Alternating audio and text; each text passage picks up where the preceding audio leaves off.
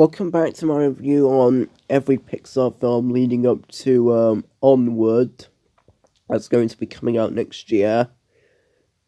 Um, the Pixar film I'm reviewing today is Cars 3. Let's review Cars 3 today. So the plot is we have Lightning McQueen, who basically won the Piston Cup all the time, and then he was racing against Jackson Storm, and then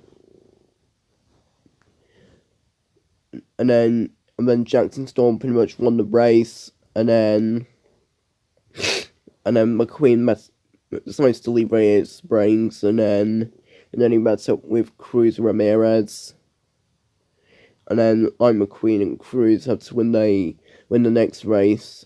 But if Lightning McQueen doesn't win the race, he'll retire from racing. So that's what the plot is. Now, guys, back in late 2016, when I heard that they're making a Cars 3, when it's been announced, I was really, really excited for it because I loved the first two when I was young.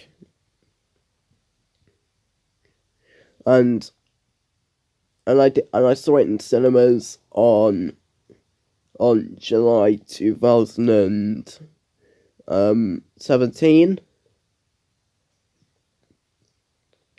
And I loved it.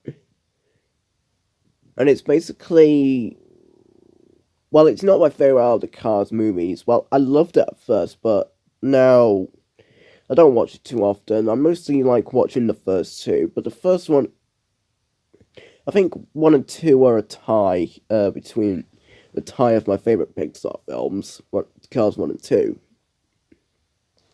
Yeah, but don't worry, Cars 2 is second, and Toy Story 3 is, no, Toy Story 2 is second at third as well. And also, sorry if I'm sniffing, I just have a bit of a cold, so excuse me. What else am I saying? The story's quite good. The animation's great. The characters are great. And there are a few problems I have with this movie. First of all the Radiator Springs characters don't have that much screen time. And how McQueen decides to leave Radiator Springs, I thought that was a bit confusing. I thought McQueen was going to stay in Radiator Springs for a long while, but no, he decides to win the next race.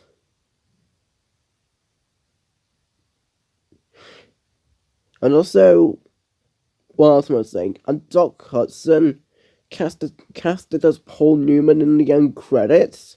I was kind of confused by this because I thought Doc Hudson wasn't in Cars 2, and Paul Newman actually died in 2008, a year after the events of the first film in 2006.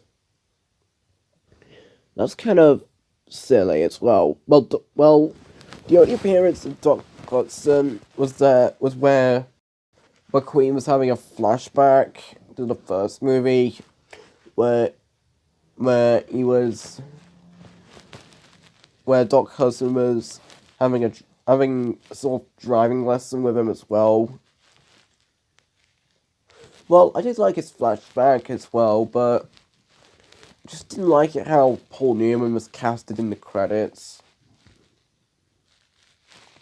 Well, I think the studio at Pixar, I think they've managed to record some of Paul Newman's line scripts, some of the scripts that all of Paul Newman's lines for Doc Hudson. And yeah, and also,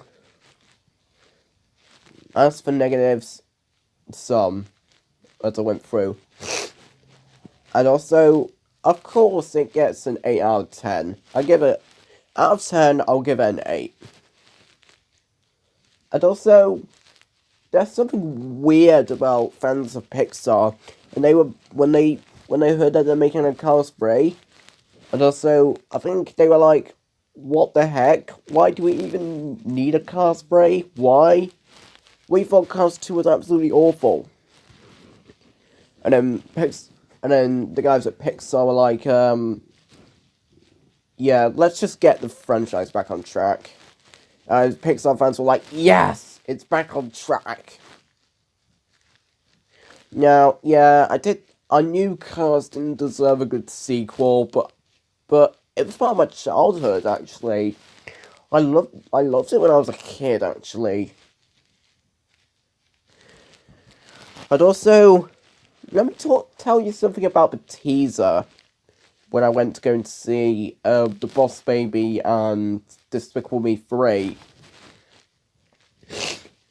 Yeah, a very dark teaser with Lightning McQueen's crash while racing.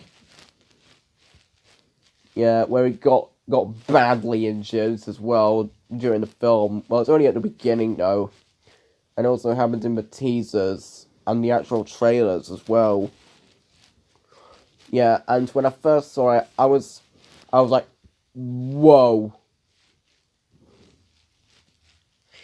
And yeah, that's my review on Cars 3, and I'll see you guys next time. Goodbye.